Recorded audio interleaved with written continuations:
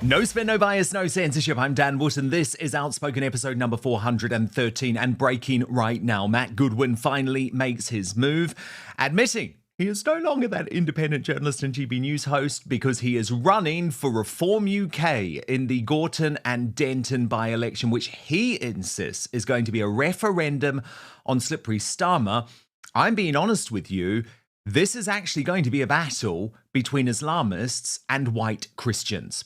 Here's how GB News announced the news without mentioning he just so happens to be a host on their station, which is now a paid-up part of the Reform propaganda machine. Yes, Matthew Goodwin has been announced as Reform UK's parliamentary candidate for the Gorton and Denton by-election that is likely to take place on Thursday the 26th of February. Matthew Goodwin. Oh, is that different to the Matt Goodwin who hosts your Friday night show? Soon after, I'm Matt Goodwin and I'm standing out. for Reform UK in the Gorton and Denton parliamentary by-election. This is a referendum on Keir Starmer. Of course, Goodwin is now in the fight of his career with George Galloway and perhaps even the Greens' tit whisperer leader Zack Polanski, all potential candidates now that Slippery Starmer has blocked Andy Burnham. And Goodwin has been on one hell of a political journey, we have to say, to Reform candidate from the anti-right-wing populist academic who used to take on Tommy Robinson over Islam on the British Bashing Corporation. Organisations like the English Defence League tend to have a lot of slippage in the way that they talk about Islam. So an organisation that started talking about militant Islamism now openly talks about Muslims in general. So let's just talk about Islam again. Well, okay. There are two key things that far-right groups share. Okay, firstly, they reject or they undermine what representative liberal democracy is all about. Now, a liberal representative democracy accepts that a plurality of views is legitimate. We should support those views. We should allow those views. Okay. And I think what many people would feel is that your organisation and the way in which you campaign is automatically discounting the views of Muslims and the rights of Muslims to hold those views. Meanwhile, Two Tier Keir is fleeing the country as the most unpopular Prime Minister in history as he pathologically and pathetically clings to power, even as his own Labour Party turns on him over the decision that they admit will cost Labour the by-election. Then you've got Suella Braverman's defection plunging the other side of the Uni Party, the dying Conservatives, into its own civil war over the decision to go public on the ex-Home Secretary's mental health after Kemi Badenoch previously accused her of having a nervous breakdown. Yeah, the last time I spoke to Kemi was when she asked me to vote for her in the leadership contest. She started by apologising to me for saying that I was having a nervous breakdown when, after the general election, I diagnosed the problems with the Conservative Party. It's disappointing to see a political party commenting publicly, let me finish if I may, on someone's mental health. Using mental health as a criticism of someone's actions is stigmatising and unhelpful for anyone who has a mental health problem. Look, I'm not going to disagree with you. That's why I was interrupting. It's an appalling thing for the party to have said. It is a terrible mistake. Should they apologise? Of course they should. They should apologise as well. But tonally, it's entirely wrong. The nasty truth about the new British politics in my digest next. Then analysis from two broadcasting legends. So excited about this. Carol McGiffin alongside Mike Reid, who is making his Outspoken debut today. And then later in the show, this is going to be epic too. Holly Valance. You'll remember her as the former Neighbours star and pop princess. Well, she will be here for an exclusive interview as her brand new anti-woke single, Kiss Kiss My Ass, see what she's done there, has hit #1 in the Aussie charts.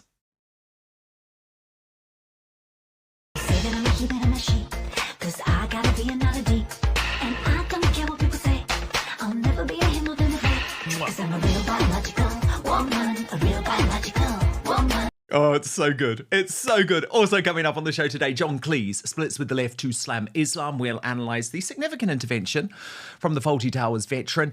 And it's all kicking off at the MSM News channels as Nana Aquare threatens to headbutt Tom Harwood as their feud deepens, and Sly News is slammed for the launch of its replacement to the Axed Press preview. So we'll get into all of that. Then on the Uncancelled After Show, which remember is over on Substack, the horror of Prince Harry's miserable life in Montecito has been exposed by a damning new feature revealing a kept man who hardly leaves the prison of Meghan Markle's mansion. We'll have analysis from Harry's biographer, our royal mastermind, Angela Levin. You can sign up to watch www.outspoken.live. We'll also be revealing a brand new Greatest Britain and Union Jackass at the end of the show. You choose the worst Briton in the world. Get voting in the live chat on YouTube. Here are your nominees. Judge Nirmal Shout, nominated by Anna Island 17, who says the judge who ordered that the press not be told that Pakistani national who raped a teenage girl in a park was an asylum seeker. Ed Miliband, nominated by Thomas W303, who says he needs to be held accountable for what he has done and stated regarding net zero. And Shabana Mahmood, nominated by Scott Fly 23, who says you're simply not reading the room. We just don't want them removed from hotels. We don't want you to shuffle the problem along to somewhere else. We want deportations. At every turn, you work tirelessly against the people of this nation and put foreign invaders first. So there you go. 3 nominees. And if you're watching live, you'll be able to see right now that we have our subscriber count up on screen for the first time for live viewers. We are on this mission to get to 700,000. So if you haven't subscribed just yet, click that button. It's totally free. Turn on the notification bell to be alerted to all of our new episodes. But now, let's go.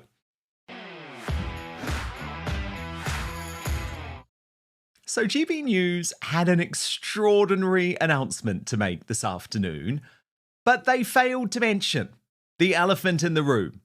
Reform UK's candidate for the most important by-election in modern history in Gorton and Denton next month is one of their own presenters.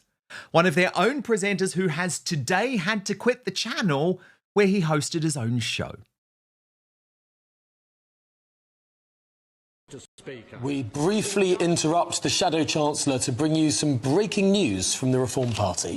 Yes, Matthew Goodwin has been announced as Reform UK's parliamentary candidate for the Gorton and Denton by-election that is likely to take place on Thursday the 26th of February.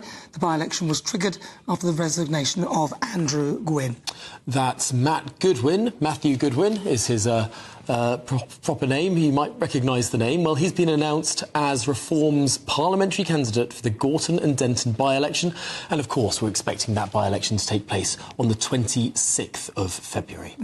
Matthew Goodwin is, of course, Matt Goodwin, one of their own stars, proving what I have been saying for many months. GB News is now part of Reform's propaganda outfit, with other presenters including Alex Armstrong, Patrick Christys, Martin Daubney and Miriam Cates also being lined up for safe seats, as was revealed during another hilarious on-air meltdown recently. First of all, Miriam, I heard that you're trying to come across, that Dan is trying to bring you across. No, so that what have isn't you true. got to say about that?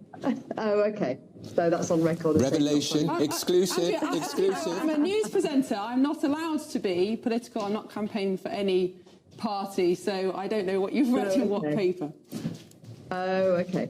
Right, that's what I'm hearing. But regarding your question, what it is... Which was a genuine question, Andrea, that I think a lot of people will be interested in. But the GB News connection aside, this is a fascinating choice for this critical by-election which could well determine the future of Slippery Starmer after he blocked Andy Burnham, the Greater Manchester mayor, from running. Let's just be honest about this. It is going to be a straight vote between white Christians and Islamists. As Bernie Spofforth pointed out today, explaining, well, this is interesting, Gorton and Denton may no longer be left versus right, but looks about to be shaped by Christian and Muslim voting blocs. I genuinely never thought I'd see sectarian voting like this in England. Well, we have, because the Muslim vote, I can tell you, have already endorsed the Green Party. The Green Party is the Muslim candidate for this by-election. Nick Lowles of that horrendous organisation Hope Not Hate has also vowed to be going all in to stop Matthew Goodwin getting elected. Now, of course, Goodwin today in his announcement didn't want to talk about the Muslim issue, the Islam issue at all.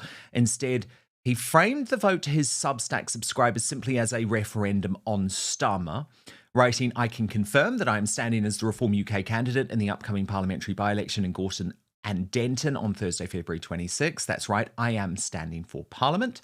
I'll keep this short because by the time you read this, I will already be out campaigning. Let us be absolutely clear by what this by-election is about. It is a referendum on Keir Starmer. Let me say that again. This is a by-election on Keir Starmer. This is not a normal election, far from it. It is a chance for the hard-working people of Gorton and Denton to have their stay on Starmer and make political history. This by-election, this referendum is the people's chance to send a message that Keir Starmer, Westminster and the country cannot ignore. The Tories can't send that message. They are finished. They are nowhere to be seen. At recent by-elections, they are a wasted vote. The Greens can't send it. They want open borders, the legalisation of drugs, men and women's spaces, and more of the endless chaos that we see around us today. And the Labour Party certainly can't send it. They are too busy fighting amongst themselves to fight for you. Here's how Goodwin made his debut on Reform social media channel. You in the Gorton and Denton parliamentary by-election. This is a referendum on Keir Starmer. If you want Keir Starmer gone, if you want this Labour government gone, vote Reform UK, vote for me, Goodwin. I don't know about you, I'm sick and tired of what has happened to our once great country. Mass uncontrolled immigration, broken borders, surging energy prices, the cost of living, the highest tax burden for decades. I've had enough of it, you've had enough of it. Let's work together here and make history by bringing down Keir Starmer and pushing this country in a different direction. Vote Matt Goodwin, vote Reform UK, let's make history together. Goodwin's biggest rivals are likely to be George Galloway for the Workers' Party and the tit whisperer Zack Polanski for the Greens, although he has not confirmed his candidacy. And it is fair to say Goodwin has been on one hell of a political journey.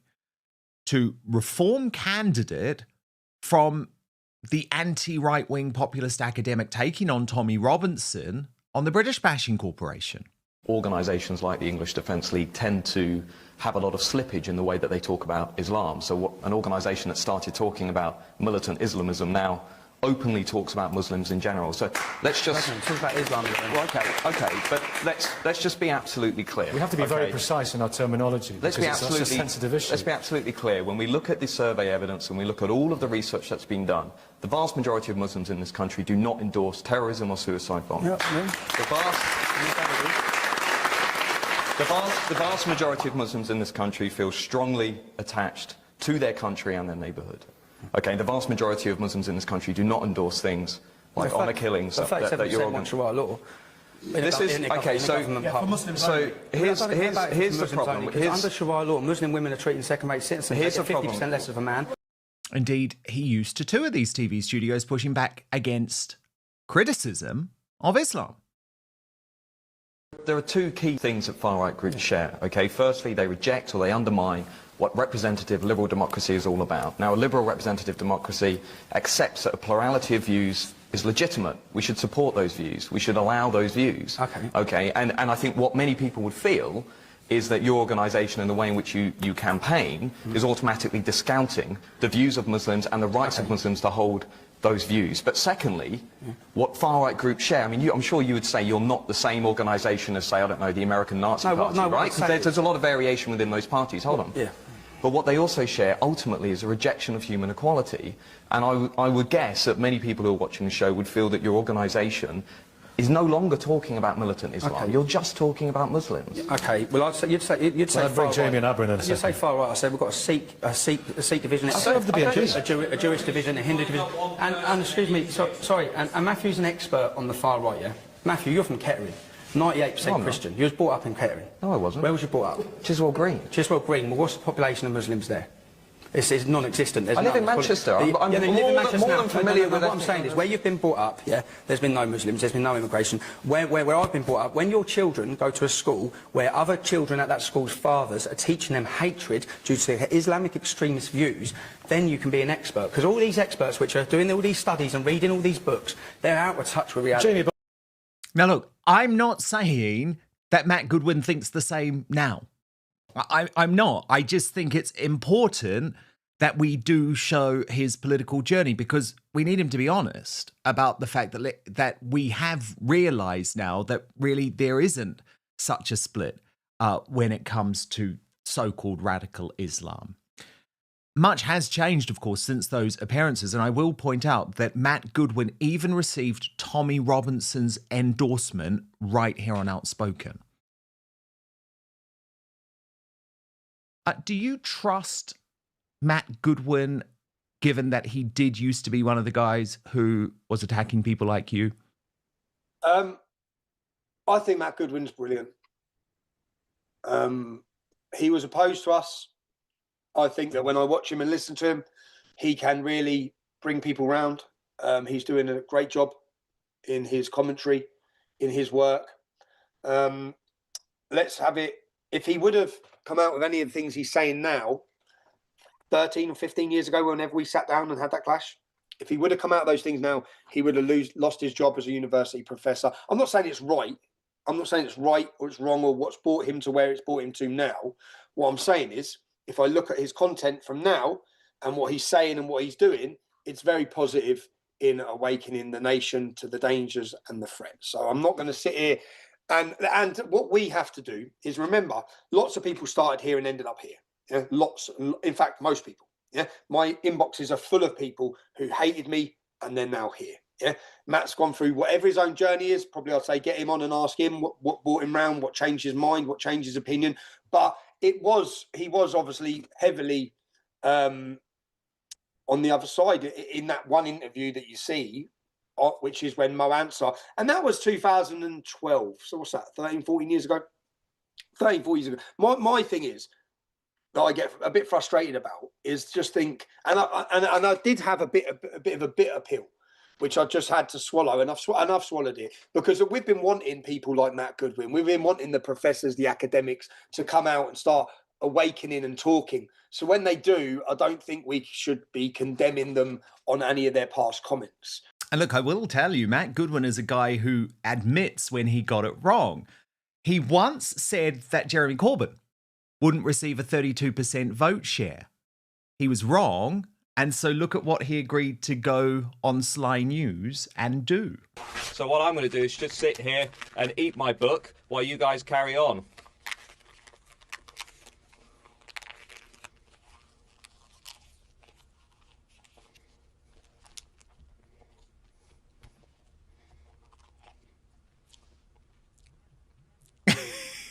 He tried. It's actually a hardback. There are lots of chemicals, but I've got to get through the whole thing, so... Oh, look. Good on him. Good on him. So he's a guy who will put his money where his mouth is. When Goodwin was here on Outspoken, he spelled out his pitch to Nigel Farage and said that the biggest obstacle facing Reform UK was actually apathy. Challenge to Nigel Farage that I think very few people have picked up on, and it's this. The challenge will not be generating demand, because there's so much of that in British politics at the moment. The challenge is going to be overcoming apathy, overcoming a sense among the British people that it's too late, a sense that the country is gone, a sense that nobody can make a difference. And I tried to give a nod to that in my speech, and I also discussed this with Nigel and some of his team. I said, you know, what I sense at this conference that I've not sensed at any previous Brexit Party event, UK Independence Party event, is not just support for the movement, Dan, but is a palpable sense of urgency, a sense that if something doesn't start to change soon in this country, then it will be too late. And so apathy is that big challenge, that big, obstacle that I think is facing Nigel Farage and the movement, and they're going to have to find a way of overcoming it. But that apathy, I think, is now gone after the defection of a host of establishment Tories, which has divided the Reform base over the past month. But I think when it comes to the defection of Suella Braverman, this very clear and obvious decision by Kemi Badenoch and her party to suggest their former Home Secretary has mental health issues has done so much damage. Watch. And Suella Braverman, in their response to your defection, your former party said the Conservatives did all we could to look after Suella's mental health, but she was clearly very unhappy. What do you make of that? Well, it is a bit pathetic. As I said, it says more about them than it does me. I'm not really going to dignify it. I'm afraid, just more sorry signs of a bitter and desperate party that's in freefall. Yeah, and I thought the comments yesterday of Priti Patel were fairly extraordinary as well. Very extreme in every way. And I think these are the last thrashings of a dying political animal. Here is that Priti Patel moment. Yeah, the last time I spoke to Kemi was when she asked me to vote for her in the leadership contest. She started by apologising to me for saying that I was having a nervous breakdown when, after the general election, I diagnosed the problems with the Conservative Party, saying that we had spoken about being robust and conservative, but governed in a wholly weak and ineffective way. And she had said something disparaging about me. She apologised, and then she asked me to vote for her in the leadership contest. No, and by the way, Reform are not Conservatives at all. Look at their policies on the economy. They've got a few ex-Conservatives. Well, they'll have to resolve that now. On welfare, they want higher welfare bills. They back Labour on getting rid of the two-child policy and all this kind of stuff. That's simply not right. That is. Let's be very clear about this. Right. And I'm a former employment minister that legislated to reduce the welfare budget and get people back into work, which is what we believe in. So they're not Conservatives, and they're making it up as they go along. They're National Socialists in terms of their conduct. So you've got Priti Patel referring to Reform as Nazis. And then last night, the Shadow Home Secretary, Chris Philp, wasn't backing down on this mental health line, even as party officials withdrew it, blaming an early draft. Watch. This isn't some anonymous briefing. That was the official party response. Was this a wise thing to say?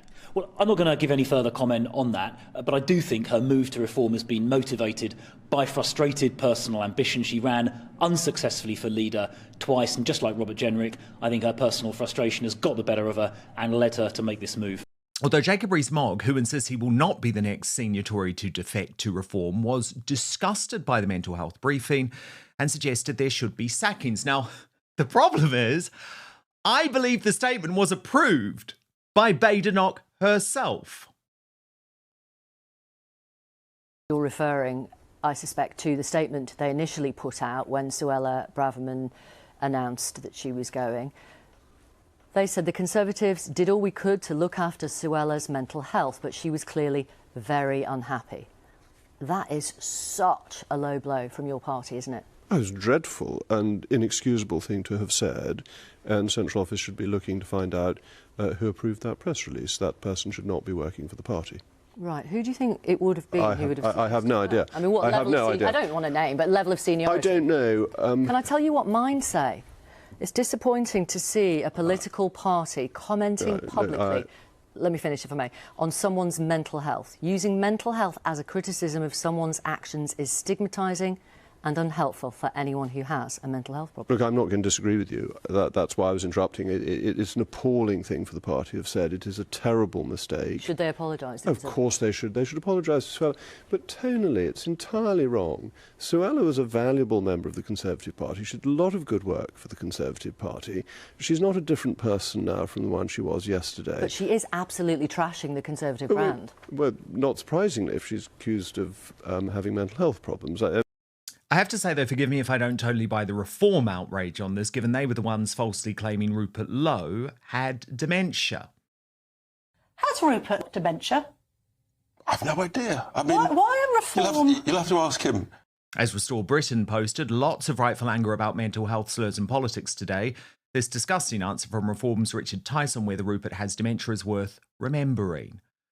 But it is true to say the Conservatives have now been conducting a witch hunt against, wait for it, Conservatives. Watch. Politically homeless for the best part of 2 years. I have not had confidence in the Conservative Party, really, but I have tried to see whether it might change, tried to give it some time, and it's events over the last few days, really, which have tipped me over the line. The fact that it is a very toxic environment. There is now a concerted effort to expunge from the party, anyone who wants robust borders, who wants a tough approach to law and order, anyone on the right of British politics, there is a witch hunt. And they are, demanding pledges of allegiance to the supreme leader, it seems, within the party at the moment. And unless you're willing to pledge and vow lifelong allegiance, you're out. That's not the way to run a party. That's insecure, weak and scared. It is not an environment where right-wingers have a home.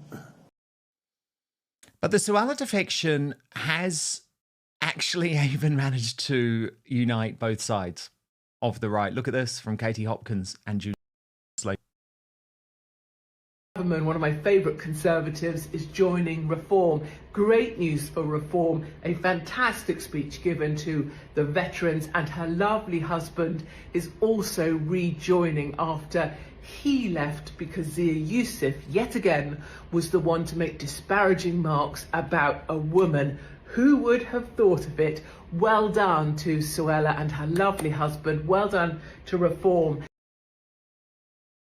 Just when you think the Tories couldn't get any lower, they get lower than a snake's belly. They could limbo under a pipe cleaner. They're trying to suggest that Suella Braverman's defection is through mental health issues and how they try to look after Suella with her mental health issues. You're the one with the mental health issues, you as a party. 250 years, and your legacy is going to be, as you burn in the political ashes of never to rise again, that you basically allowed liberalised infiltration of your party and you ceased to offer conservatism. Suella Braverman feels at home because she's gone to someone offering true conservatism, and it certainly isn't you boys. Do not make any excuses to me about conservatism in your party. You are anything but conservatism. Kemi Badenoch only prepared to discuss leaving the ECHR after Reform proved to the world that we wanted to leave it. And then you've got Robert Jenrick, who's had enough of you too, and he's come across. Nigel Farage isn't trying to recreate what you absolutely buggered up. He's trying to create something brand new. He's trying to create what you should have been. But there do remain legitimate concerns about the Tory takeover of Reform, with Conor Tomlinson arguing this is the reason the Conservative defections have backfired for Reform. It stalls their momentum as the anti-establishment alternative by forcing them to refute the accusations that they're Tories 2.0. It doesn't matter how good a line Farage has to justify the defections or how well liked individual MPs such as Suella are by Reform supporters. What matters is the volume of defections, and that the likes of Nadeem Dorries and Nadeem Zahawi were welcomed at press conferences as proof that Reform were gaining momentum. People shouldn't be wondering if an apology is all that separates Priti Patel and Boris Johnson from joining Reform, regardless of how unlikely that is to happen. Ex-Reform London mayoral candidate Howard Cox added, Reform equals re-Tory 2.0. In January, Nigel Farage issued strong statements clarifying that the party will not be a lifeboat for failed or opportunistic Conservative politicians. So what's changed? Good grassroots Reform candidates now become second choice candidates. For me, the biggest idiocy, though, in the Reform announcement is that it took away from the true crisis facing Starmer, who has fled to China today after posting another bizarre video on his TikTok. Morning.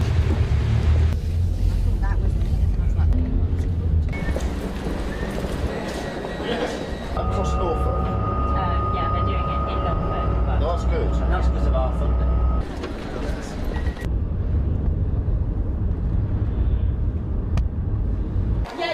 It's a pleasure meeting you. No, I think you came into my house, didn't you? Yes, I did. And I loved it. I didn't want to leave. When I said I was meeting you today, Yeah. my daughter is 15, said, no way. So. Can you imagine? Prime Minister daughter knows me. I've got a surprise for you. Sorry? It's your TikTok app. I've heard. Very, very good. I love how even on his own TikTok, he doesn't have a sense of humour, doesn't have a personality. He's just a soulless, empty vessel. And of course, none of this is going to work because even his own party is now strongly turning on Starmer, including, wait for it, The Guardian's Polly Toynbee, who has withdrawn her support with a devastating headline over Andy Burnham. Here's the lesson of the Burnham saga. Labour needs a new leader fast. Keir Starmer's dismal decision to block the Greater Manchester Mayor has brought him time, but it won't change his fate. She added, whatever the unknowable result, keeping calm and carrying on over the precipice looks like the worst option. Labour has had that lemming instinct in the past, but no longer. This is not about one's party's survival, but mortal combat with the Farage forces of darkness. The left Liberal bloc of parties is duty-bound to see off the hard right bloc. The Tories now sucked into the frighteningly race-driven orbit of the Trumpian Reform UK. Starmer himself said on Monday, as he did in his conference speech, that this is the fight, but it's now clear to all that he's not the one to lead that fight. The new leader has to be acceptable enough to appeal to tactical voters across the whole Liberal Green left spectrum. The new leader has to be bold enough to go for immediate electoral reform to ensure every party only gets the seats earned by its vote. Or Farage could do as Labour did in 2024 and win by a mile, despite the great majority voting against him. Let selecting a new leader be done with the least bloodshed, but it needs to be done before May. Why wait for brutal results if there's a chance of stopping a hemorrhage of Labour's councils and terrible losses in Scotland and Wales? Choose whoever is fittest to draw in the most support for the Stop Farage fight. And what's so interesting is that one of Polly Toynbee's colleagues, that little cretin Owen Jones, has welcomed Matt Goodwin's appointment as the Reform by-election candidate by posting some old Matt Goodwin tweets. And yes, I do appreciate they are very old, but I do think they are worth sharing with you. Jones wrote, "You've gone quite the journey, haven't you, Matt?" And look, 2 tweets directly to Owen Jones in 2012. The first, Owen Jones, "We have nothing to fear from our Muslim citizens, a responsible response to the census 2011. And then some useful data sources cited by Owen Jones in his piece on the need to take anti-Muslim prejudice more seriously. Just saying. Just saying. Now, the Superstar panel. 2 absolute broadcasting legends on Outspoken today, making his debut. Mike Reid, radio man, ex-BBC star, and of course one of our favourites, Carol McGiffin. So McGiff, Matt Goodwin, the choice as candidate for Reform UK. He's been on quite a journey. A lot of people in the live chat now saying, Dan, it was years and years and years ago. Of course you've got to trust him. Do you trust him? I don't trust any of them, Dan. You know that. And I've been saying for a long, long time. Look, I'm not sure what is going to happen. One thing I do know is that Reform will win the next election, and they're going to, mainly because Starmer is under orders to be the worst political party in government ever. And they're doing it on purpose. That's the whole Andy Burnham thing, I think. So with Matt Goodwin, who incidentally reminds me such a lot of Alan Partridge, I can't. Every time I watch him, and he's really clever. He's very well spoken. He's very eloquent, and yes, he is. You know, he's quite brilliant actually. But I don't know. No, I don't trust him. I don't think you can change your views that much. Okay, it was a long time ago, but now everybody seems to be making excuses for people that they like. That you can change your mind, and just because you said that 15 years ago, it doesn't mean to say, you know, that you still think that now. Obviously, he doesn't. But, you know, when he was speaking today, he said, Matt Goodwin said, "I'm not a career politician." I'm sorry, but every politician is a career politician. That's what they do it for.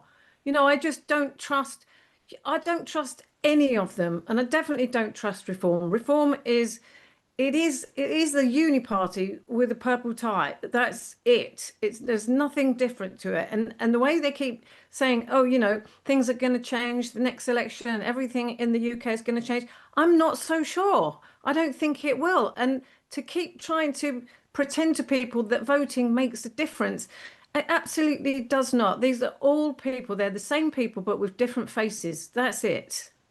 Mike Reid, so great to have you on Outspoken. We haven't spoken since my GB News days. And I'm interested to know what you think of this whole weird sort of, it's like a ski slope now from being a presenter on GB News to going to run for Reform UK. And there was this very odd moment today, which I played in the digest, where the presenters announced, Matthew Goodwin is going to be the candidate for Reform UK. Well, of course, all GB News viewers know who Matthew Goodwin is. He hosts your Friday night show. Like, it's odd. Do you feel uncomfortable about it? Or am I being a bit paranoid here? I don't know. I mean, he's only got 3 weeks, Dorna. Now, I know he was born in St Albans. I know he lives in London. Did I hear him say earlier that he grew up in Manchester? Well, he said that, so basically his grandfather was from Manchester. Right. He was born in St Albans, but in fairness, he did go back to university in Manchester. He has lots of his roots there. I think his grandfather was a Salford guy, but he wasn't actually himself born in Manchester, but he certainly worked there. And I guess he's really emphasizing his local connections for obvious reasons. Well, this is what you do, isn't it? I mean, yes. The few times that Nigel asked me to stand in places, I said, Nigel, I have no connection with these places. It's unfair. And I don't want to go and live in Boston. So you've got to be there. He's got 3 weeks to convince people that he knows the local captains of industry. He's aware of the structure of the place, how the place ticks, its people. 3 weeks is a very, very, very short time to do that. You have two parties that are internally combusting, so that's to his favour. You've got civil war breaking out in both of them. That's to his favour as well. He's got some good people he's up against. I honestly thought that Starmer has done so many U-turns on so many things that he's announced and then backtracked. I thought he might well backtrack with the NEC and the Andy Burnham thing. He might suddenly go whoops, which he normally does, but as you say, he's now fled the country. I've had experience of the NEC in the past with the UKIP NEC, which I've fallen foul of. But so yeah, he's got 3 weeks, and it's going to be tough. Really local. I mean, Mike, as you rightly allude to, you do have quite a long history with Nigel Farage. You even, I believe, used to speak at some of his UKIP events. Do you see Reform UK in the same way as you did UKIP? It's like the father of the son, isn't it? It's come on. It's moved on. It's difficult. I mean, UKIP, you didn't have a whole bunch of serious politicians. I mean, now they have enough MPs to lay a wreath at the cenotaph in November, which is amazing. These people coming over, it is questionable. I think, are people watching their backs, or are they thinking, I can see I'm on a sinking ship, let me jump now? Or do I really, really believe in reform?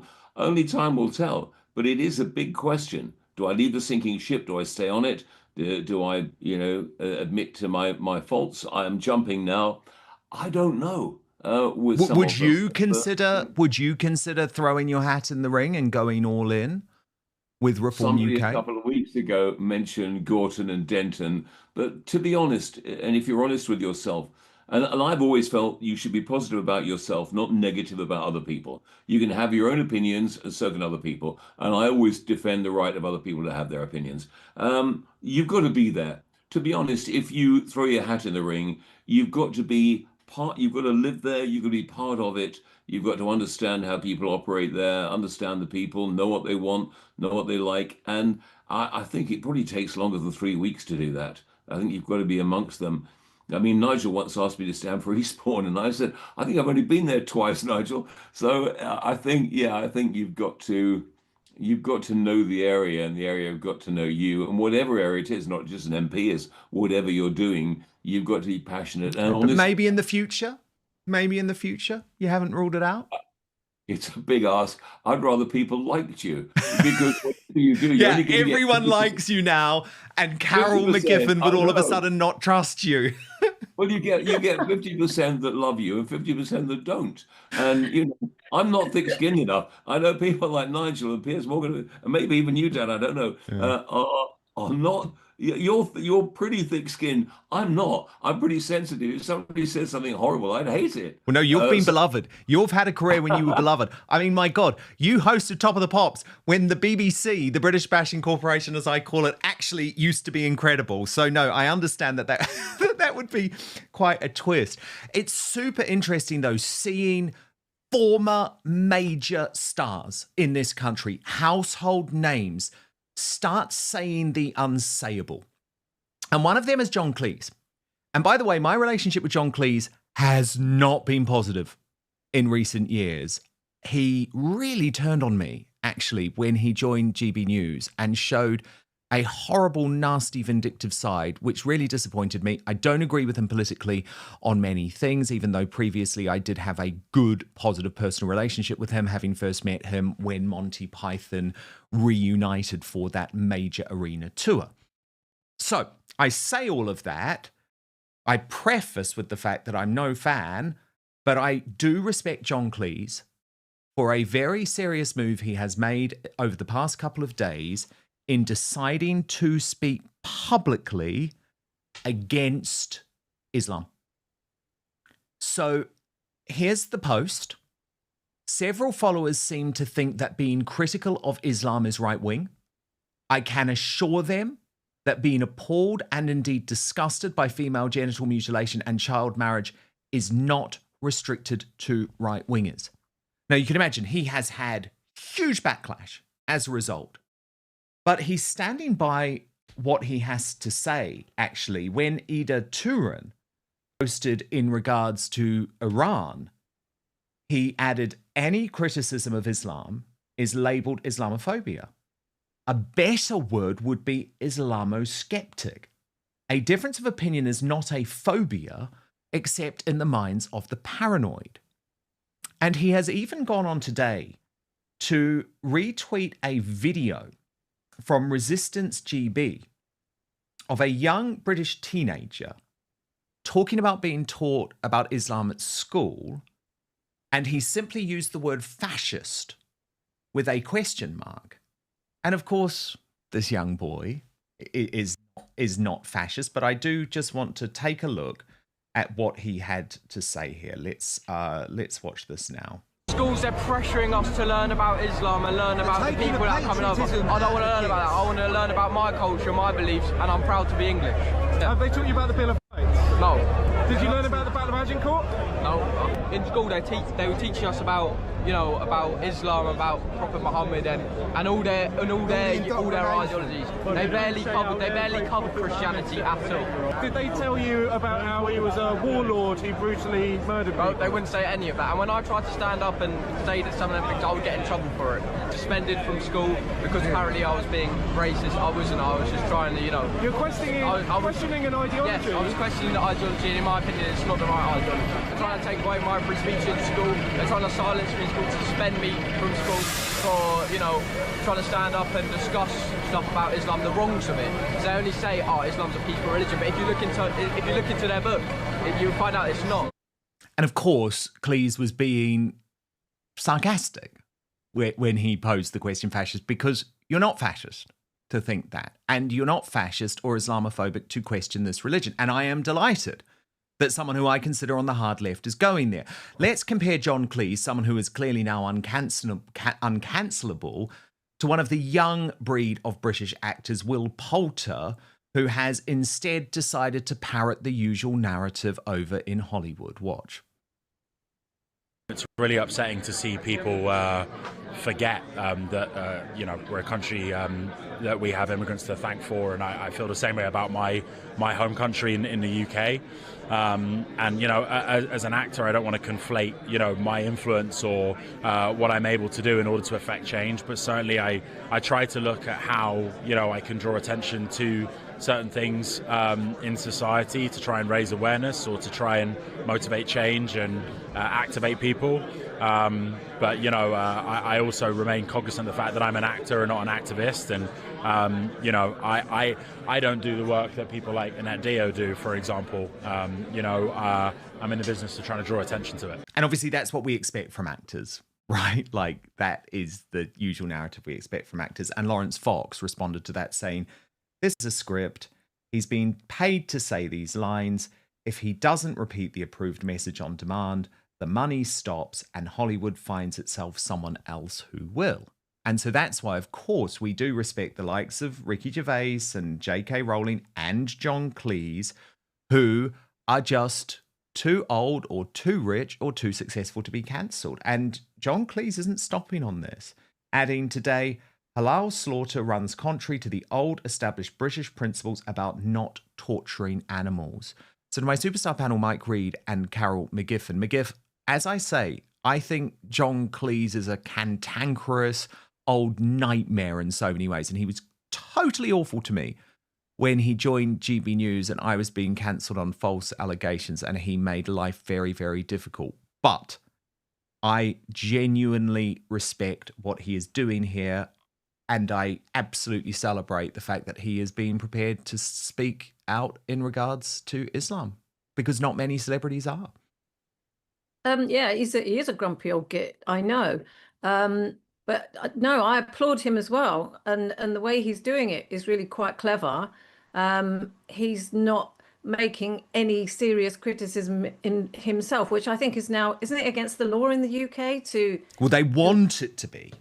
Yeah. They want it to be. Of course they do. Very soon they might be having to arrest John Cleese. I mean, that is the reality of this Islamophobia definition. Yeah, well, exactly, yeah. And he's kind of, thinking of new words and ways to say things. And he's getting a hell of a lot of support, it has to be said. But it is good when people start to sort of state the facts, if you like, because any right-minded person would agree with him. It's not one single person who would think that some of the diktats of the ideology of Islam are a good idea. And just going back to that young lad there, it's interesting because I saw a really good tweet the other day from someone saying it's odd how they're in schools now, they're trying to paint young white boys as all misogynist and, trying to tell them that they're sexist and you can't do this and you can't do that. And yet at the same time, they're teaching them about the ideology of Islam, which endorses a lot of those things that they're trying to turn white boys into. And it's actually really messed up. And, it kind of has to stop. And to have a young boy speaking out like that is really quite refreshing, actually, and good for him. And I hope that more young people are waking up to this as well. Totally. Mike Reid, you were a star of the BBC at a similar time as John Cleese. I don't know if your paths ever crossed, but what do you make of the fact that even though he's very much on the left of politics, he's saying, look, criticizing Islam should not be seen as a left-right issue? Yeah, no, I agree. I mean, I like the fact that he's saying they call everything phobia now, and it's not. So I think that's a good point for a start. The treatment of women and children is really against us and our principles and everything we stood for. So I agree with him on that. Our paths have crossed. We did a BBC commercial together when they had everybody in it. And what have the BBC ever done for us?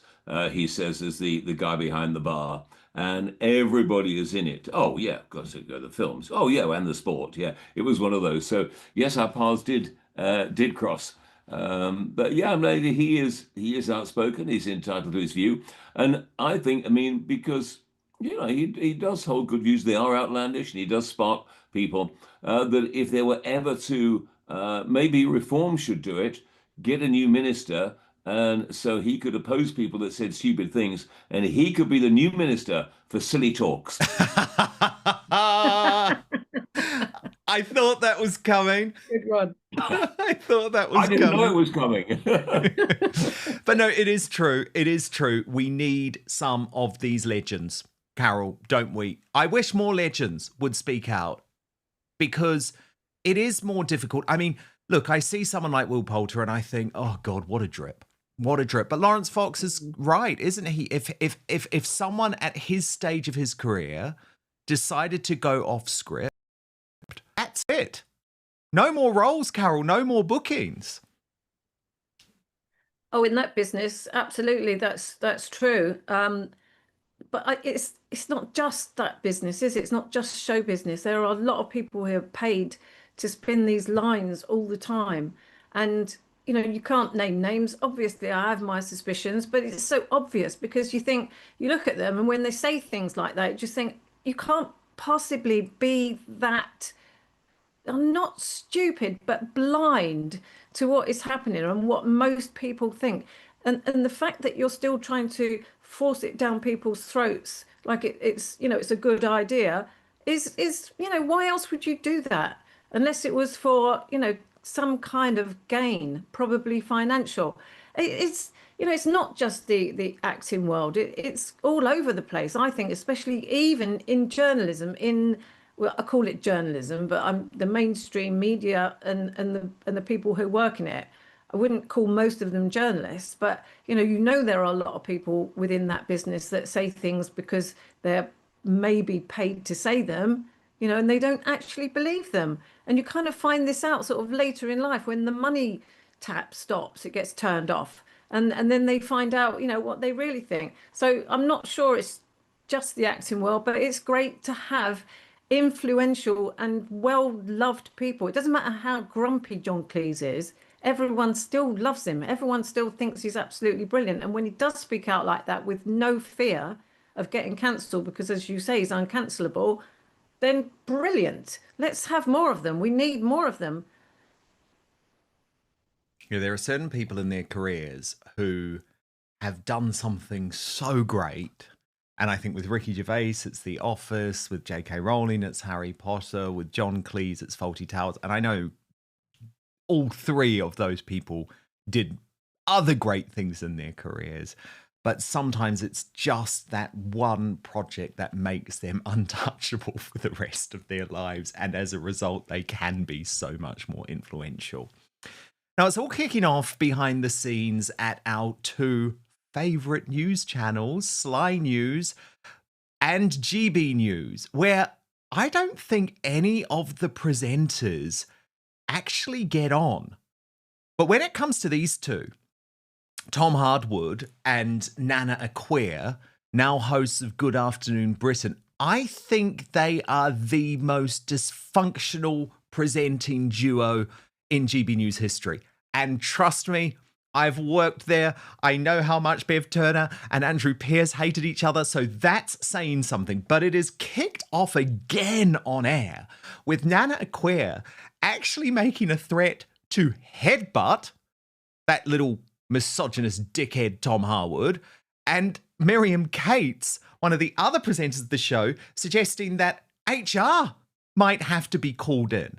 Now, of course, I knew that these tensions were there for a long time. Like, Tom Harwood is one of those women haters, right? Like, he is a trans extremist, and you often find with those people deep down, actually, they're just not into biological women, so he cannot respect his female co-presenters. And Nana Acquia, who is a good friend of mine, I will say, although of course she would never be unprofessional and tell me what she really thinks about Hardwood, but Nana Acquia is someone who will not put up with that type of bullshit. And of course, when Hardwood did it on air, once too often, Nana just snapped, and I do not blame her. Here's a reminder. But it does destroy the idea of user-generated content online. No, Twitter would not exist under a regulatory framework like that. No, it doesn't. He said you could even do it on an ad hoc basis. No, he said to stop being a publisher, to make the platform liable for the content on it. You do understand what that would mean? Well, yes, I do, Tom. I'm not stupid. OK. I do understand that. Please don't patronise me. I'm not patronising you. I think you are just a little bit I just think you're wrong on this topic. Well, you can be wrong. We can have two different opinions, but don't patronise me, because I'm not going to tolerate that. Well, I don't think anyone did. Right, I think you did. This is Good Afternoon Britain on GB News. Lots more coming up on today. And they had a few days off from each other. And on GB News, you do this thing where you go on to the show before you to sort of plug what you've got coming up. And the idea is that it's all happy families, and we're all big one family, and we all love each other.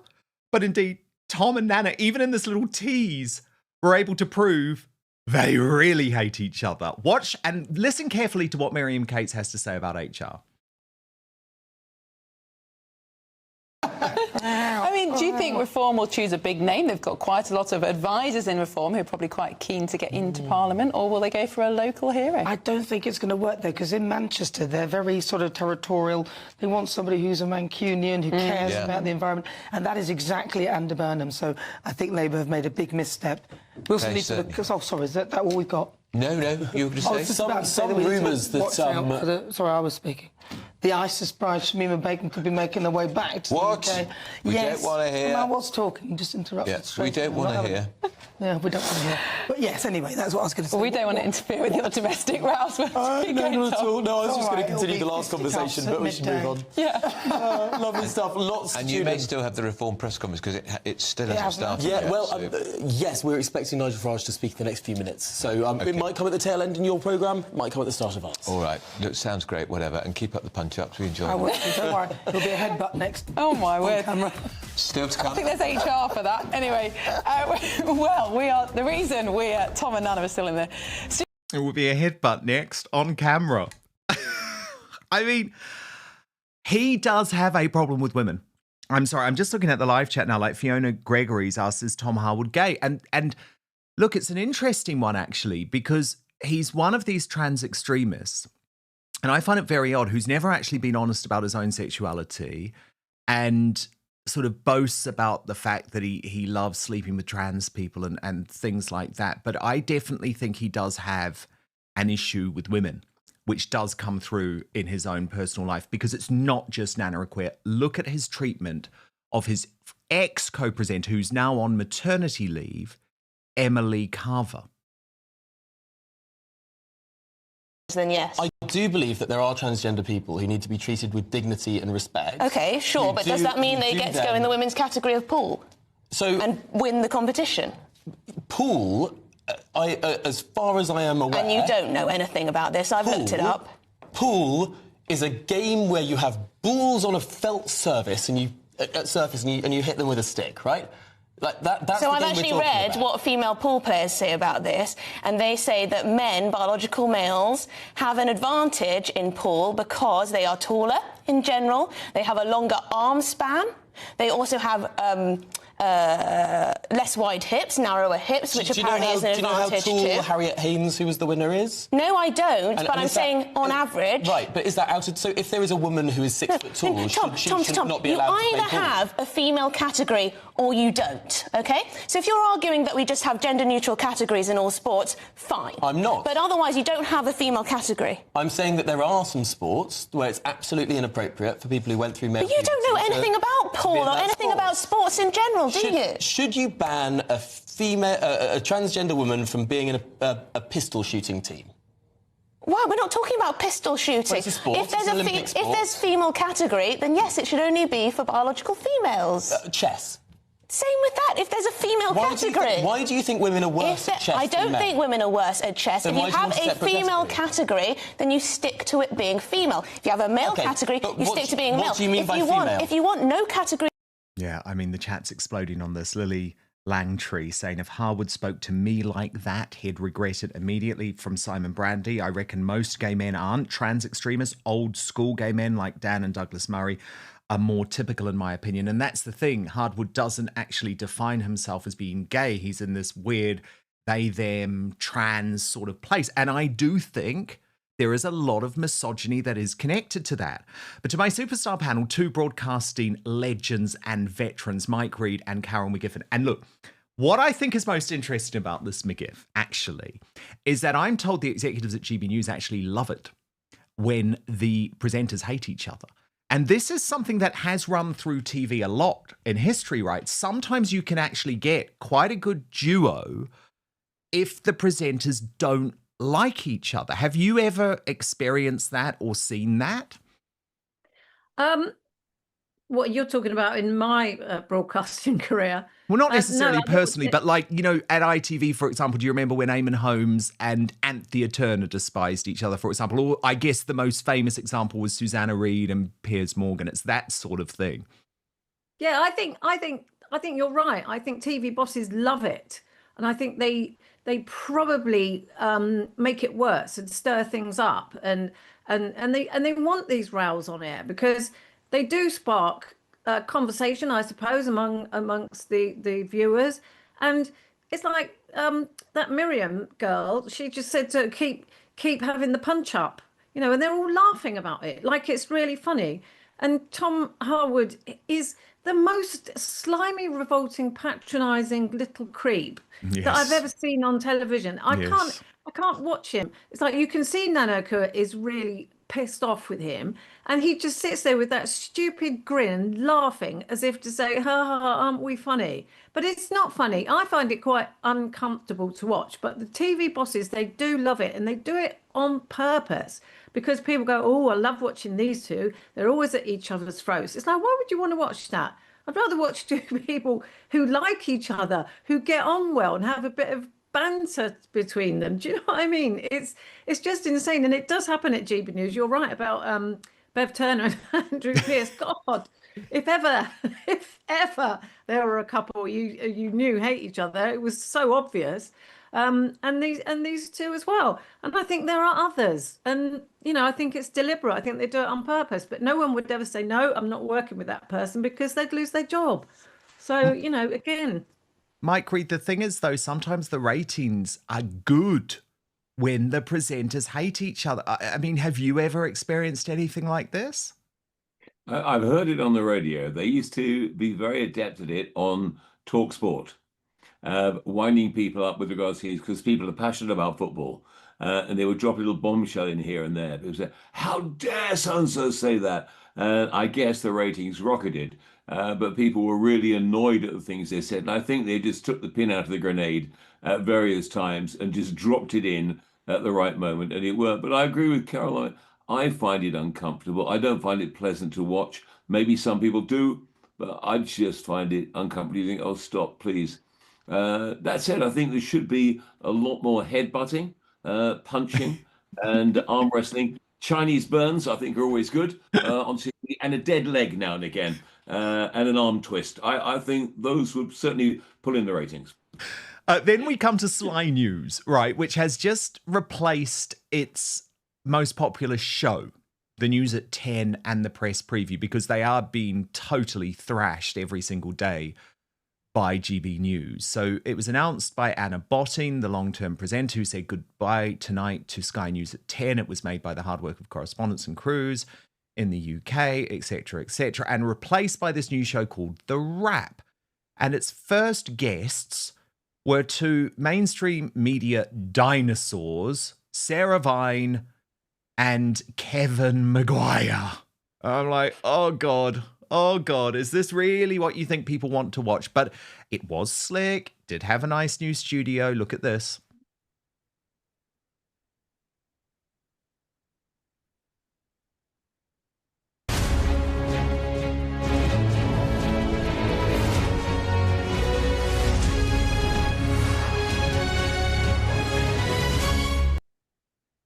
Well, hello, and thank you for watching this, the first edition of The Wrap. We'll get to our top story in just a moment, but first, you've probably noticed a few things have changed. The old News at 10 clock behind me is gone, and we've got what I hope you agree is a very smart new studio. Well, Kevin and Sarah are here too, and from the start of the show, and with us throughout with their trademark strong views. Every night we will be joined by the very best commentators to explain the how and the why behind the biggest stories of the day. You can expect more analysis, more insight, more opinion, more on the stories which matter most to you every night. We hope to keep it positive, upbeat too. There will be laughs along the way. That is The Wrap. Well, I look at Kevin Maguire and I go, we've changed the name, we've changed the location, we've changed the time. Still can't shake you off. It's as bad as that. And Sarah, you're all right, sort of, facing each other now. We're not sitting next to each other anymore. I can't kick him under the table quite so easily. Feel free to talk over me. I won't complain too much. Terrible time to start a new show as well, because let's face it, it's been a really quiet January. Venezuela was so long ago. To say. Bad news is good news. Yeah. Viewers were not impressed. William Gibson writing, this new rap news programme on Sky News should be renamed Crap. They need real young personalities instead of the same glum faces we have been subjected to over the past few years. It needs new ideas. Come on, Sky, get it sorted. No wonder thousands aren't watching your news. Solon Road said, so The Wrap is sort of the news and the papers like before with Anna Botting and usual panellists, but with them sitting in different places and with annoying camera work that zooms in and out for no apparent reason. Yes, people were not happy with this camera work. Watch. not having the local Looking at you. elections. Sorry, Kevin. You can't criticise the Labour lot, not Kevin, for not having the, for sort of knocking back the local elections and then not have your own by-elections when you steal MPs from other parties. I think it's time. I think all the people who are sitting MPs who've gone to Reform should now have by-elections, and then the people, the local. I mean, maybe they'll win. It's very possible that. And other viewers also weren't impressed with the set. One writing, the rap already looks ridiculous, splitting the two same old guests on different sides of Anna. She's going to get whiplash as they start talking over each other like earlier in 2025 when they weren't using the box. They had Anna on the left and guests on the right. And Tracy Dooley adding, and can you please keep the camera still? And preferably one screen to view. It's not a website. Very disorientating, nausea-inducing, and has an amateurish feel to it all. So look, terrible reviews for this new Sly News show. But Mike Reed, what's interesting to me, I guess, about this is that I think Sly, as I call them, believe that, a posh studio and some slick graphics makes up for terrible content and a woke infiltration. And I just think actually what the independent media views is that viewers don't need all of these bells and whistles anymore. What's your view? No, you want the cake to be a solid cake and well made. Whatever you put on the dressing, the tissued fripperies is just that. It's just dressing. And I agree with you about being on the same side. I mean, I do a lot of weekends away with Talking Pictures TV, and sometimes I'm interviewing two people. And I don't want someone on either side because it's like you're watching a ping pong match and you never know who's going to talk, and you can't politely address both people at the same time. So to have them both on the same side makes, as you rightly say, a lot more sense. I guess they like the symmetry of that and the whole new look of the set, but it doesn't make sense because you need to be able to address both people at the same time. Or indeed, as you know, both of you better than anybody, you can give somebody the eye without saying their name, like you. So you've got control of it that way. Yeah, indeed. I mean, Carol, is there any hope for Sly News with their flash news show and their posh cameras? I think it's hilarious, actually. I think they're drunk on their own naivety and incompetence, because just to have listened to people criticising the actual elements of the programme are missing the point. The fact that Sly, get it right. That this is going to revamp their ratings by giving this show a whole new look and making out that it's new. It's not. It's just a newspaper review show. That's it. And it's 2 hours long. And oh my God, it's so boring. And when she keeps saying, and there's going to be some laughs along the way, and then you get this sort of contrived sort of, Kevin Maguire can't get rid of you. Oh, ha, ha, ha. Oh, it's hilarious. It's not funny at all. It's absolutely cringe, really embarrassing. And when you told me yesterday that we were going to talk about this and could I watch it, I didn't think I could, but I wasn't sleeping very well, and I woke up in the middle of the night. I thought, I know, I'll try that app. It might be free. So I started watching it. I was asleep within 10 minutes. It was fantastic. I recommend it for that. You can't sleep. Get Sky News. Get the crap on the iPad. It's bloody brilliant. Oh, it's shockingly sad. It's terrible. Okay, that is the most damning review possible, but absolutely fabulous review for Carol McGiffin, who is, of course, one of our regulars here on Outspoken, but also the host of What's Your Problem, the podcast. And Mike Reed, Mike, where can people catch you these days? Oh, well, I do the breakfast show on our own radio station, Heritage Chart Radio, which has been going for nearly 6 years. And we have a TV show that's been going, goes around the world. It's a platform for heritage artists still making good music. And the program is like, the TV is like a new Top of the Pops. Do you know it's 20 years since Top of the Pops? 20 years since the very last one. So we put that out around the world, do Talking Pictures, just written a new musical on Boudica, various things, keeping busy. Well, look, we love your work. Please do come back to Outspoken very, very soon. Today's superstar panel, Mike Reed and Carol McGiffin. And of course, do stand by because we'll be revealing today's Greatest Britain and Union Jackass shortly. But first, now it's time for the uncancelled interview.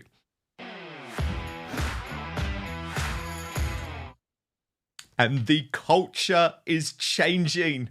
The culture is changing. I really feel it deep down.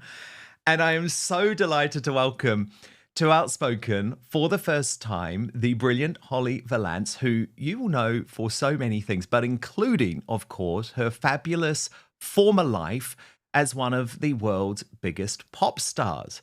But when the Australian superstar politician Pauline Hanson asked her to contribute a brand new song, not Kiss Kiss, but Kiss Kiss XX My Ass, I don't even think Holly would have expected it to go straight to the top of the charts. Watch this.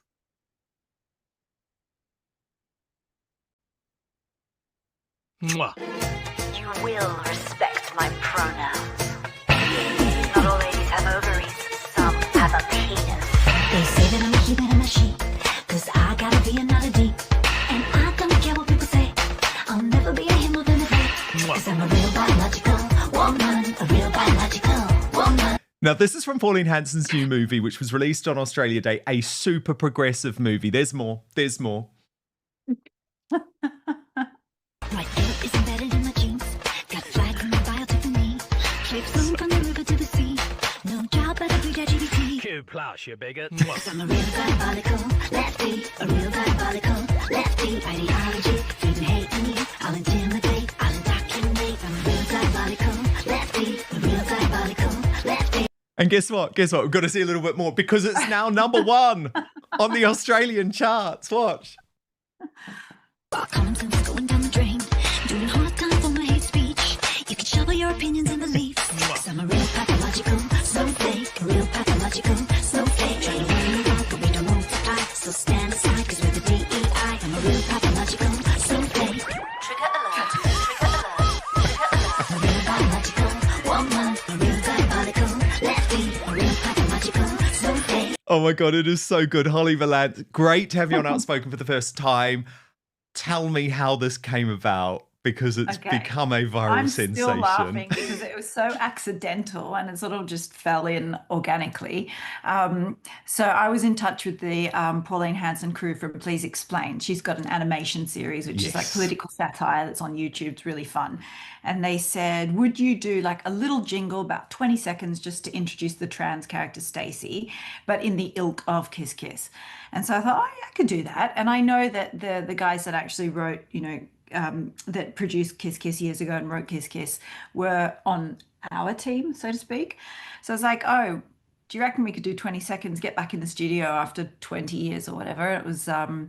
It was hilarious. And then the guys at Please Explain really liked it and said, actually, can you finish the song? Because we might use it for the credits. And we had so much fun doing it. Like, hopefully not too many stones were left unturned and we've offended everyone equally. Is it immature? Yes. Is it petty? Also, yes. But it was really, really good fun. And to go to number one on the iTunes chart is hysterical to me. I went to bed and woke up and there it was. Yeah, totally. And I think it's maybe something that has that real wild Australian sense of humour, right? Because Aussies are totally like unleashed, I think, when it comes to comedy. It was time, yeah, they are, and they're great. They've got fantastic sense of humour. It was timed for Australia Day, so it was a particularly touchy moment because depending on where you sit, people disagree with keeping Australia Day on the date that it is, which is why the reference to welcome to country, it's not your land. Well, whose is it then? It's your wife's boyfriend, which is my new favourite instead of, your mum. So it was well timed for that, but I think it travels quite nicely. Hopefully we'll bring it over here now. Well, yeah, because of course, look, there has been really heartbreaking moments in Australia, of course, over the past few weeks. Pauline Hanson was here the other day talking all about that massacre on Bondi Beach. And of course, all of a sudden, this woman, Holly, who for so long, and you know this as someone who grew up in Australia, similar generation to me, she was demonized, this woman. I mean, they tried to destroy her. They even sent her to jail.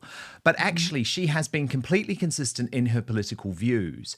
And all of a She's sudden. unbelievable. Her strength is insane. Imagine if we listened to her in 1997, where we'd be now. 100%.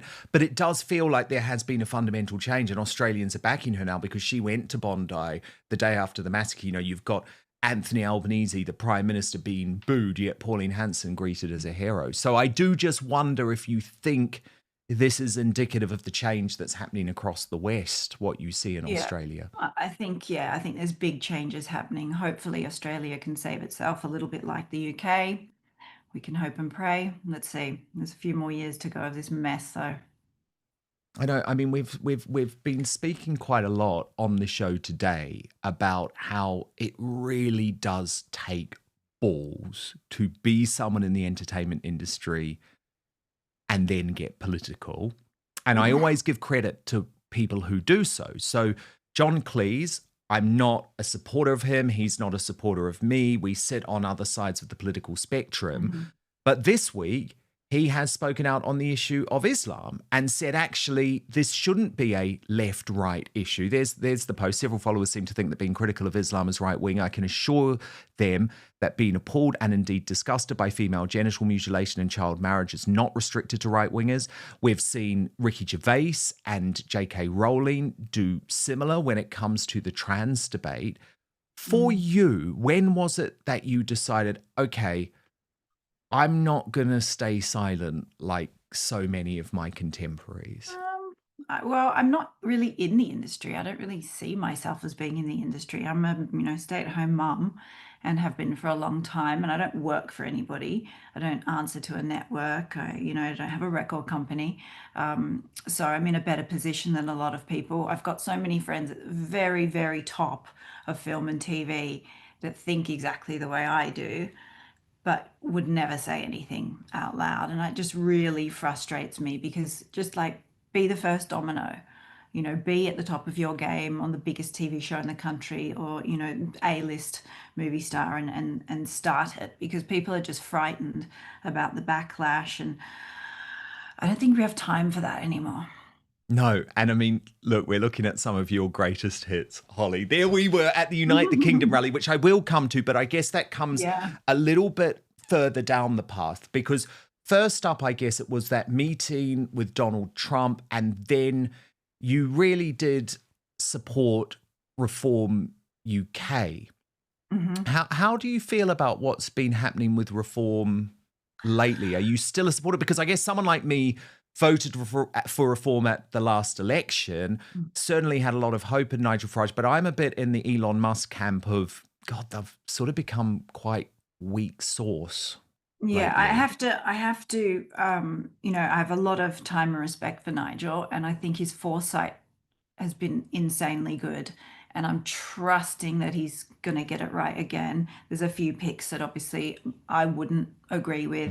I think it's a real shame that Rupert's gone. I have a lot of time for Rupert. I think he's an amazing man.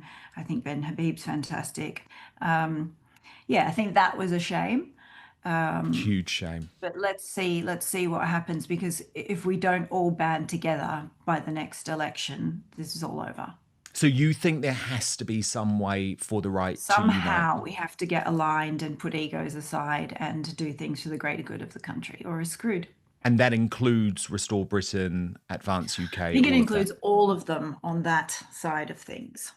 And Everyone's then, going to have to suck it up. and then we had this, it was an incredible day, wasn't it? An absolutely incredible day for the Unite the Kingdom rally. I saw you there. I was so delighted to see you there. And what was so amazing about this event, Holly, is that, it brought together all walks of life from the United Kingdom, and there was only positivity in the air. I think most people who were there talk about it as being one of those days that they will never forget for as long as they live, because it did feel like something was changing on the streets.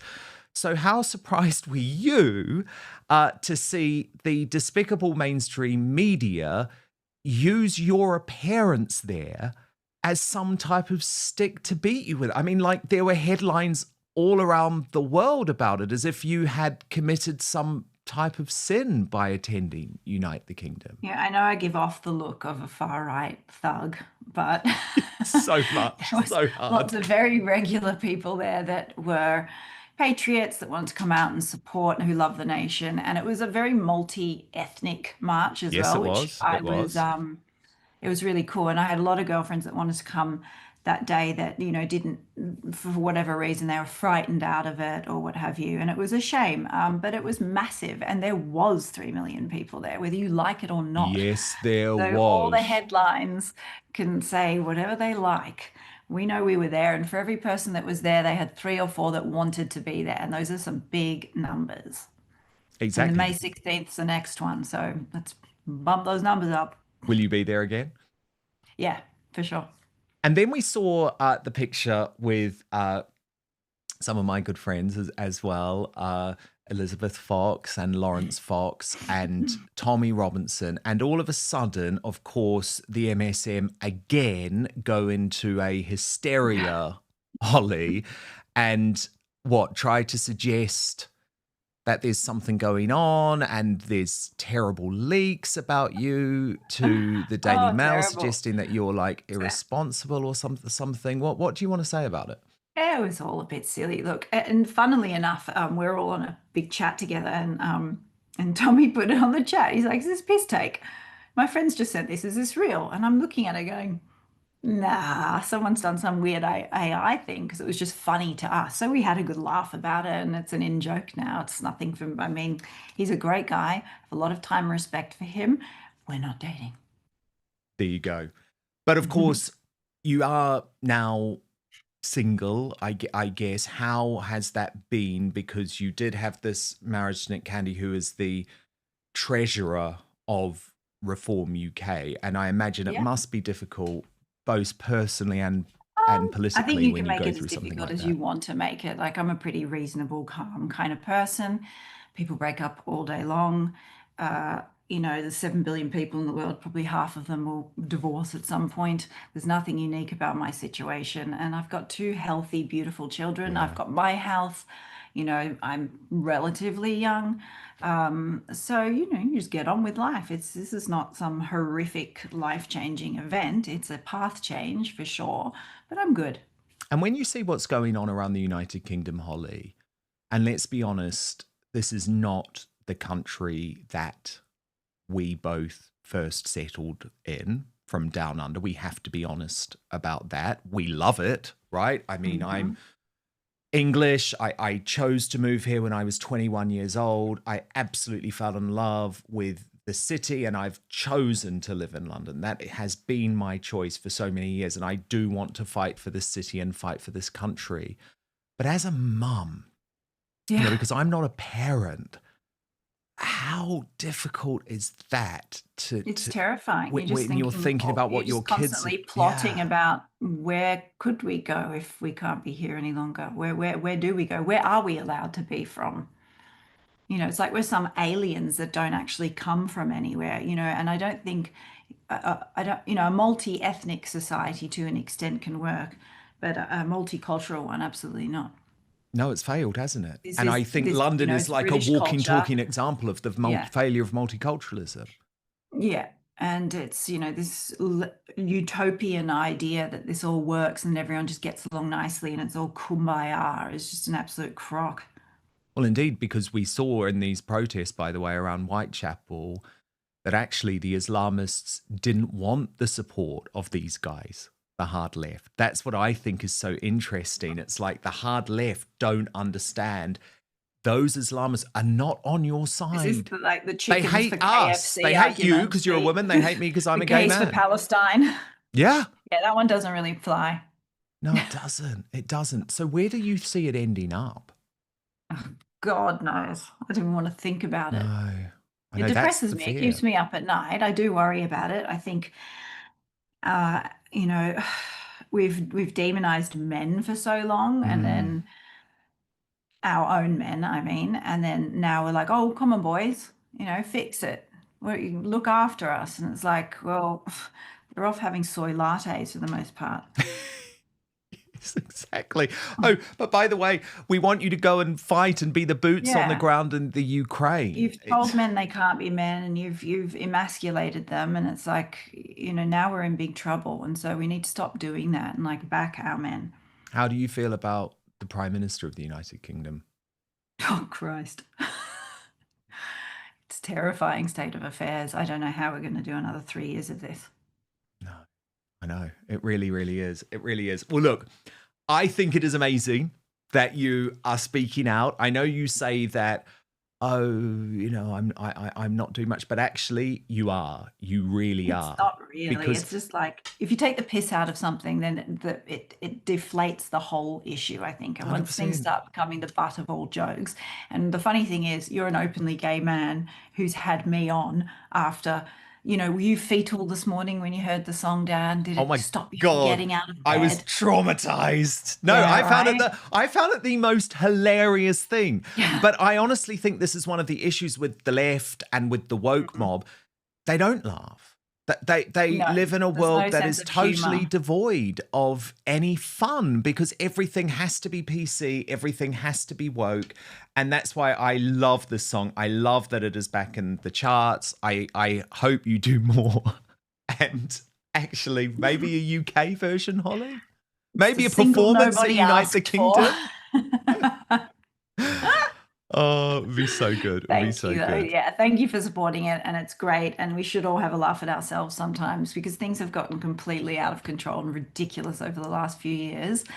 Yeah. And the only way is to laugh. No, you have to. Point, but look, so we don't cry. And thank you for coming on Outspoken because obviously I've My been pleasure. asking you for a very long time, Holly. So I'm delighted that you're here and come back soon. Thank you I will. so Thanks, much. Dan. That is Holly Valance, and of course. Kiss, Kiss, XX, My Ass, available to stream right now. And the whole thing is absolutely hilarious. And the Pauline Hanson movie, by the way, is something that we should all watch, and it is available on streaming. Okay, we're going to reveal today's greatest Britain and Union jackass in just one moment. First, though, so much feedback coming in from you on this decision for Matt Goodwin to be the candidate in the by-election. Simon Brandy says, Matt Goodwin could be a prime minister in waiting. I much prefer him to Nigel. Matt could be our JD Vance. But Helen O.D. says, careful, Nigel, your party put it about that Rupert Lowe has dementia, hypocrisy much. From Michael Cleland, if they make Suella a victim, they can distract from all the other crap they are doing. And Christine Mary says, Tommy Robinson is the only person who has never backtracked and has remained true to his beliefs. Question from Ian Medford, by the way. Whatever happened to that big Rupert Lowe announcement? I'm guessing that he thought starting a new party would get a much more positive response than it did. Ian, I wouldn't actually take that as read.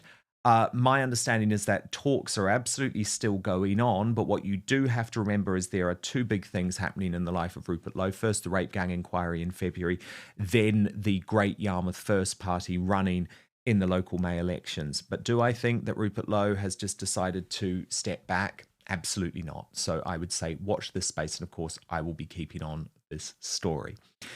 A reminder of your Union Jackass nominees. Judge Normal Shant, nominated by Anna Island after telling a jury not to be told that a Pakistani national who raped a teenage girl in a park was an asylum seeker.